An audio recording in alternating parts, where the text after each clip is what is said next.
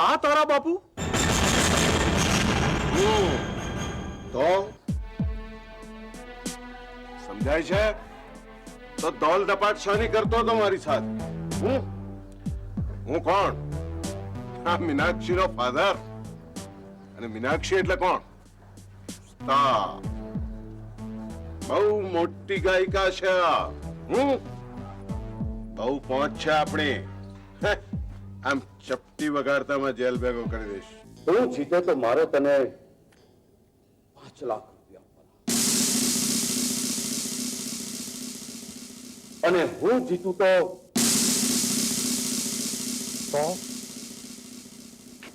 તો શું? જામલીને હું કહું એ પ્રમાણે કરવા માટે મનાવવાની. એમનો કોટ કેટલો મેલો છે. મને સંતોષબેન કહેતા હતા, મને કહે કે મફતભાઈ રોજ સવારે કોઈને કીધા વિના ક્યાંક ચાલ્યા જાય છે. તે ક્યાં જતા હશે?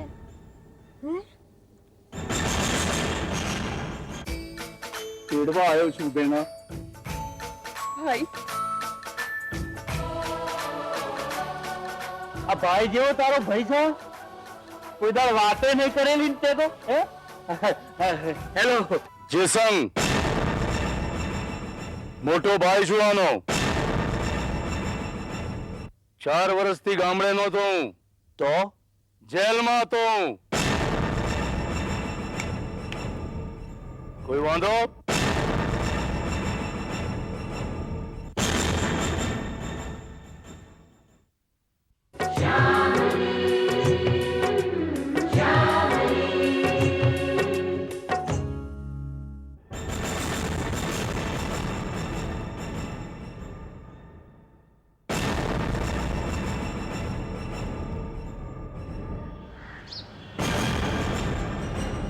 જમનામાં 4 વર્ષ જેલમાં રહ્યો. 4 વર્ષ બધું ભૂલી ગયો છું. મારામારી, ઝઘડા. ઘેર ગયો તો ખબર પડી કે તમે બધા અહીં છો, અને લજ્જા અહીં આવી ગઈ છે. પાણીનો ઘૂંટડો પીવા રોકાયો નથી, સીધો અહીંયા આવતો રહ્યો. આજ સુધી લજ્જા સિવાય કોઈની સામે 2 હાથ જોડીને ઉભો નથી રહ્યો આ જેસંગ. ભગવાન સામુય નહીં, મને જેલ થઈ એ જીથી આણે તો મને મરેલો જ માની લીધો. જેલમાં ગયો તેથી કોલ આપીને ગયો તો ને તને કે તું જેલમાં મને મળવા ન આવીશ. હું જેલમાંથી છૂટીશ અને એક દાડો હું આવીશ, સૌથી પહેલા તને મળીશ અને કહીશ તારો ભાઈ બદલાઈ ગયો છે બેન, બદલાઈ ગયો છે તારો ભાઈ. ચાલ ચાલ ગામડે ચાલ. બા બાપુજી, અરે બા બાપુજી તો તારા માટે છોકરો શોધ્યો છે.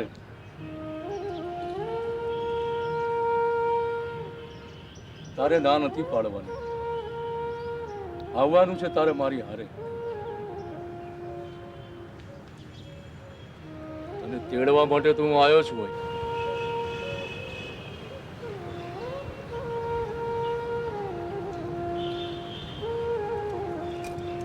સારું, હું આવીશ તારી સાથે ગામડે. હું આવીશ.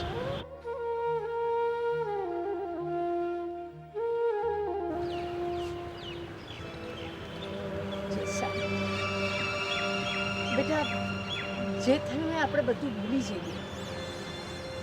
તને જેલ થઈ, પણ હવે એને યાદ નહીં કરવાનો.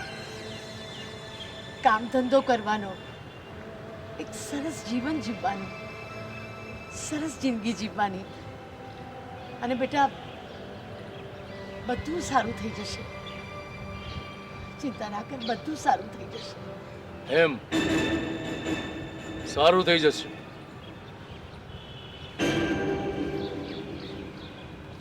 તમે કહ્યું એટલે બધું જ સારું થઈ જશે.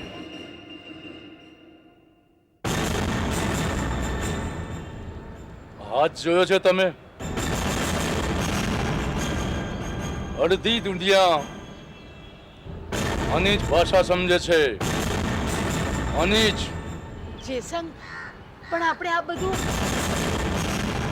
આપણે બધા એકબીજાની વાતો ના કરીએ એ જ સારું.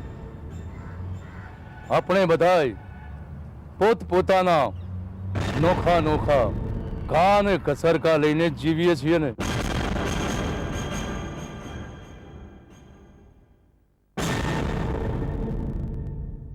જમનામાં તમે મારી જેલની વાતો કરશો ને હું આ શ્યામલીના બાપુની ખબર પૂછીશ. બેવ લોહી લુહાણ થાશું.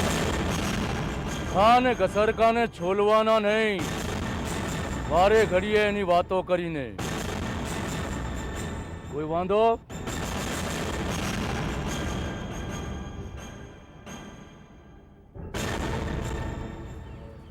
લજ્જાને તેડવા આવ્યો છું, બસ.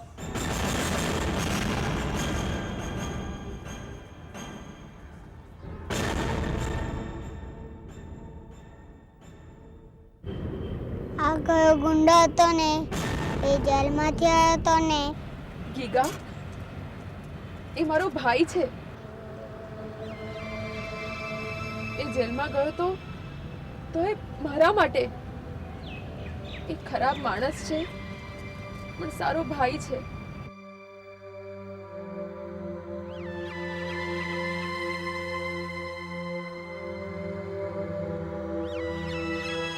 પણ લજ્જાએ તને લઈ જવા આવ્યા છે.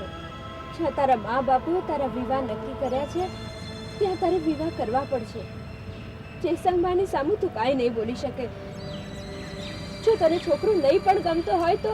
શ્યામલી, એ બધી વાતો થઈ ગઈ છે ને ગમવા ના ગમવાનો આ પ્રસંગ નથી ને મને કોઈ કેમ નહીં ગમે. ગુંડો બદમાશ હશે તોય હું એની સાથે વિવાહ કરીશ.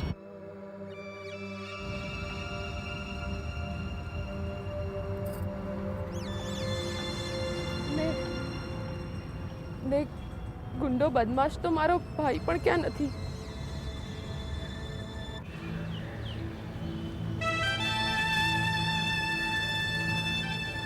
લજ્જા, બેટા તને ઠીક લાગે તેમ કરજે. બાકી જેસંગ આવી ગયો છે. અરે તારું તો ઠીક, પણ તારા બા બાપુજીનું પણ એની આગળ કઈ નહીં ચાલે.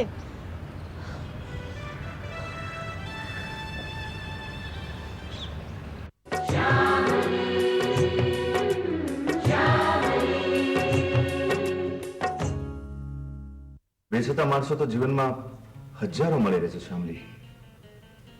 મારે એવા માણસોની જરૂર નથી. અરે હૈયાના પ્રેમ વિના મારા મમ્મી અને પપ્પાને મેં મારી સગી આંખે અલગ થતા જોયા છે. મારે તો કાયમી સંગાત જોઈએ, કાયમી. કદાચ મારી આંખો બંધ થાય ત્યાં સુધીનો સંગાત. શ્યામલી, અહીંયા તો કોઈનું તો નામ લખ્યું છે ને. જોઈએ. ઠીક છે, તું કહે, તું કેમ છે? હું મજામાં. અને ખુશીના સમાચાર એ છે કે લજ્જાના મોટા ભાઈ જેસંગભાઈ આવ્યા છે એને ગામડે લઈ જવા માટે. એના મા બાપુએ એના માટે કોઈ છોકરો ગોતી રાખ્યો છે. અનંત, સરસ સરસ. પણ તો હું પણ ખુશ છું તને જોઈને. રાજ, એટલે કે તે ફરીથી ગાવાનું શરૂ કર્યું એટલા માટે શ્યામલી. એટલે લજ્જાના વિવાહ નક્કી? હે? હા, લજ્જાના વિવાહ પાકા થઈ જશે. બસ મારી લજ્જા ખુશ રહેવી જોઈએ. બહુ ભીરું છે, તેની પણ સાથે એના વિવાહ થાય, એ ખુશ રહે. આમ પણ એક છોકરીને અજાણા છોકરા સાથે ખુશ રહેવા માટે શું જોઈએ? પ્રેમ. જેને પ્રેમ કરતા હોઈએ એનો પ્રેમ. મને ખબર છે લજ્જાએ કોણ જાણે ક્યારથી રઘુને પ્રેમ કર્યો, પણ રઘુએ નહીં. ગમતાને ગુમાવીને શી રીતે જીવી શકાય? હા, મારું પણ કંઈક એવું જ માનવું છે. ગમતાને ગુમાવવાનો ભારે અફસોસ હોય છે. તમે કોઈને ગુમાવ્યા? અમે કોઈને ગમાડ્યા છે. કોને? શું નામ છે એમના?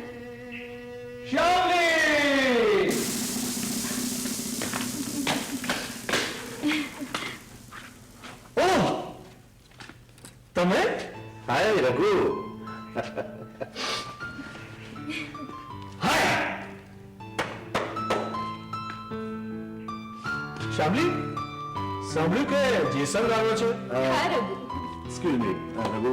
શામલી, મારે થોડું કામ છે, આપણે પછી મળીએ. Okay, by.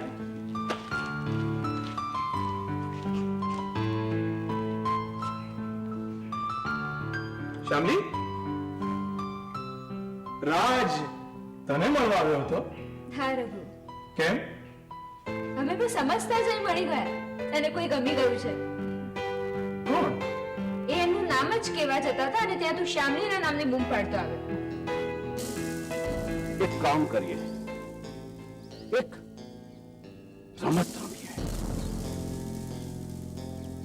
રમત. રાજ અને મીનાક્ષી એકબીજાના પ્રેમમાં છે એવી વાત નથી. શેઠ, રમત છે. સાંભળ તો ખરો. પણ આવી રમત રઘુ, રમત આપણી, હાર જીત આપણી, પણ યાદ આપી ચાલો. શ્યામલી, આ રાજ છે ને, તેને કોણ ગમે છે એની મને ખબર છે. કોણ?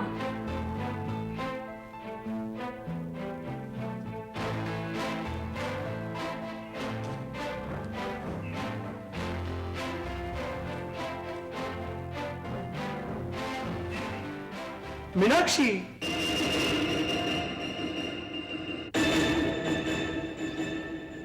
મારા બાપનું કંઈ ચાલતું નથી અને ચાલવાનું નથી. અય્યાશી કરવામાં, મોજ મસ્તી કરવામાં શ્રીધર શેઠની જીવલેણ ઉઘરાણી પોતાના માથે લઈ લીધી. બેકાર છે આજે. રઘુ, મારા બાપે જે રૂપિયા ઉધાર લીધા હતા ને, એ દેવું ચૂકવવા માટે આજે હું શ્રીધર શેઠની સાથે કામ કરું છું. અને છતાંય શ્રીધર શેઠે તારા બાપુ પાસે ઉઘરાણી કરવા મને મોકલ્યો. તને દુઃખ નથી થતું? ના, શ્યામલી એમની પોતાની દીકરી છે અને જો એમની પોતાની દીકરીને હેરાન કરી શકતા હોત તો મને કરે જ રઘુ. મને મારી કે મારા બાપની નથી પડી. મને મારા ભાઈ અનંતની ચિંતા છે. મારા વિના કોઈ નથી એનું. મારે મા બાપ બંને થઈને રહેવું પડે છે. શું થયું છે એને? અત્યારે તો એટલું જ કહીશ કે એ ગમે ત્યારે મીનાક્ષી, રઘુ, ઉઘરાણી માટે મારા બાપને લાકડીથી ફટકારજે, પણ મારા ભાઈ અનંતને કંઈ ના કરતો. મીનાક્ષી, હા? એક વાત પૂછું? તે લગ્નનું ઘર માંડવાનું કઈ વિચાર્યું? મારા ભાઈની જવાબદારી મારા માથે છે ત્યાં સુધી હું લગ્ન નહીં કરું. પણ મીનાક્ષી, કોક તો કોઈની વાત છોડ રઘુ. મને તો સૌથી વધારે તું ગમે છે. મારા ભાઈને એકલો મૂકીને હું તારું એ ઘર ના માંડું રઘુ. મીનાક્ષી, અત્યારે તો તું નહીં, અત્યારે તો શ્યામલી એ જો મારું ઘર માંડવા રાજી થાય ને તોય હું ના પાડું. કારણ ઘર જ ક્યાં છે મારે અત્યારે તો. બાળપણમાં જ મા બાપ ગુમાવ્યા. આખા એ ગામે આમ તો 2 જણની ખોટ સાલવા દીધી નથી મને. મીનાક્ષી, આમ તો મારા પોતાના કહી શકાય એવા માણસો છે ઘર ભરીને, પણ એક માણસને રખાય એવું ઘર નથી. મીનાક્ષી, તું ખોટું ના લગાડે તો એક વાત કહું. મીનાક્ષી, એવો કોક તો છોકરો હશે ને કે જે તારી સાથે લગ્ન કરે, તને સાચવે, તારા ભાઈને સાચવે, પૈસા વાળો હોય, એની પાસે ઘર હોય. કોક તો. કોની વાત કરે છે તું? કોઈની વાત નથી કરતો. રાજ જોઈએ એ તો સારો માણસ છે મીનાક્ષી, પૈસા વાળો ખરો. Raghu shut up. ખબરદાર, જો આજ પછી મારી અને રાજની વાત કરી છે તો પૈસા વાળો ખરો એટલે? હા, તમે સમજો છો શું મને? વેચાઈ જવું એવી?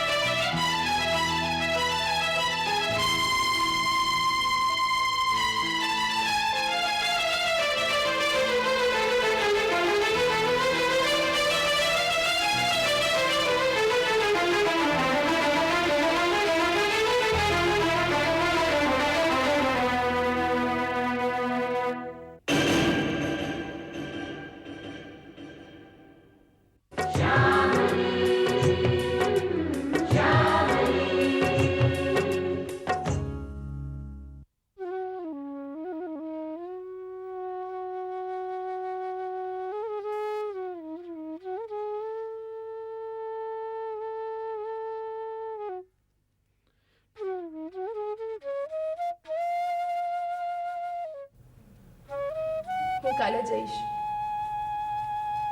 ખબર નથી ફરી તમને મળવા ક્યારે પાછી આવી શકીશ. હું અહીં આવી ત્યારે તમે બધા અજાણ્યા હતા, ને આજે હું સાવ અજાણી બનીને જઈ રહી છું. લજ્જા, હા, સાવ અજાણી બની ગઈ છું હું મારા જ માટે. મને જ કશું ખબર નથી મારા વિશે. હું કોણ છું, મારું કોણ છે, હું કોની થવા જઈ રહી છું, કશું જ નથી સમજાતું. પણ એક વાત કહીશ, હું એક સારું કામ કરીને જઈ રહી છું, અને એ કે રઘુ અને શ્યામલીની વચ્ચેથી દૂર જઈ રહી છું. પ્રેમ કરવો ને પ્રેમ કરનારને પામવું એ બેઉ અલગ.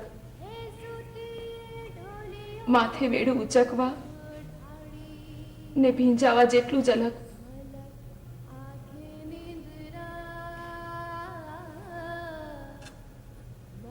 ને આ ફેર મેં તમારી પાસેથી જાણ્યો. હું તમને હંમેશા યાદ રાખીશ. કુસુમને યાદ રાજ્ય છોડી, મને નહીં. કુસુમને? હોવે, મેં તો પ્રેમ કર્યો અને પામ્યો નહીં, અને કુસુમે તો પ્રેમે ના કર્યો અને પામીએ નહીં. મારા જેવા તો ઘણા ઓછા હશે, અને કુસુમ જેવા તો અનેક. અગ્નિની સાક્ષીએ 4 ફેરા ફરી નાખવાથી કે 2-4 છોકરાઓના મા બાપ થઈ જવાથી સાબિત નહીં થઈ જતું કે તમે કોકને પ્રેમ કરી નાખ્યો અને પામીએ લીધા. સજા, કોકને જોવા માટે હળકતું લાકડું હાથમાં લઈને ઊભા હોઈએ, અને એને જોવામાં ને જોવામાં આખે આખો હાથ હળગી જાય, એની ખબર સુદ્ધા ના પડે ને, એનું નામ પ્રેમ. નરસિંહ મહેતાને હતો એના કાનુડા માટે. આવો પ્રેમ આપણને સામેની વ્યક્તિ માટે કેમ ના હોય?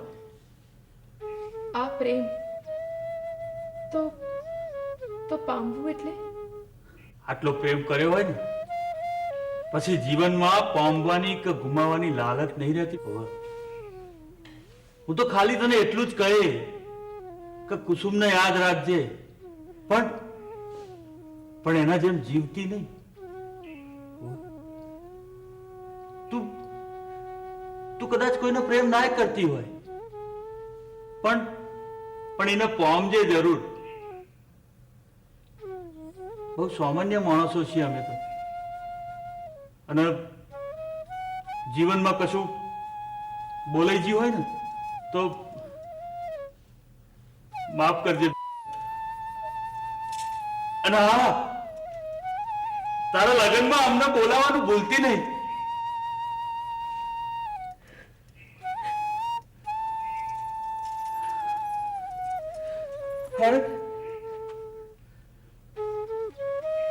સુખી રહો.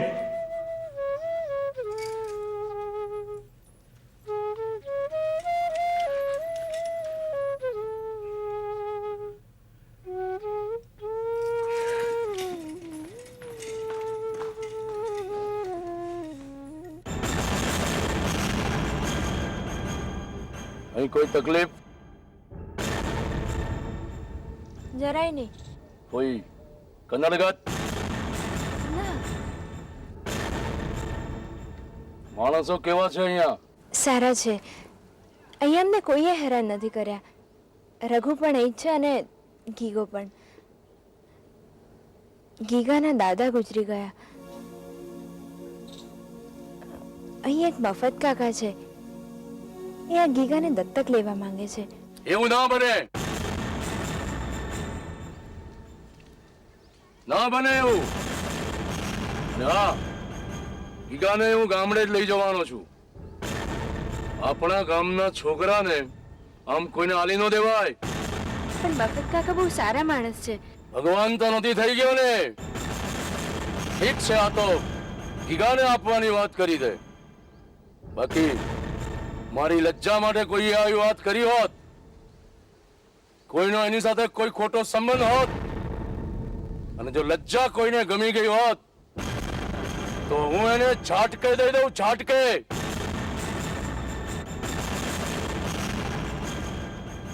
કોઈ વાંધો? જયસંગભાઈ, તમારી વાત સાચી છે. મફત કાકા ભગવાન તો નથી થઈ ગયા ને.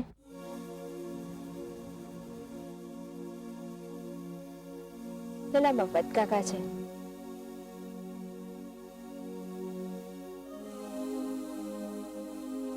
ભગવાન આવું ના કરી શકે. એક સારો માણસ જ આવું કરી શકે. અને જ્યાં સુધી મારું માનવું છે, મફત કાકા મજૂરી કામ એટલા માટે કરી રહ્યા છે કે એમને ગીગાને દત્તક લેવો છે.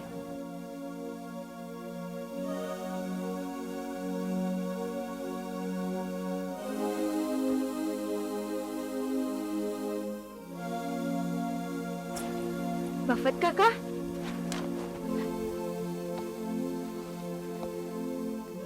મફત કાકા, તમે હા કામ? પૈસા માટે બેટા, પૈસા માટે. મારે જો ગીગાને દૂધ પીવડાવવું હોય ને તો મારે પરસેવું પાડવું રહ્યું.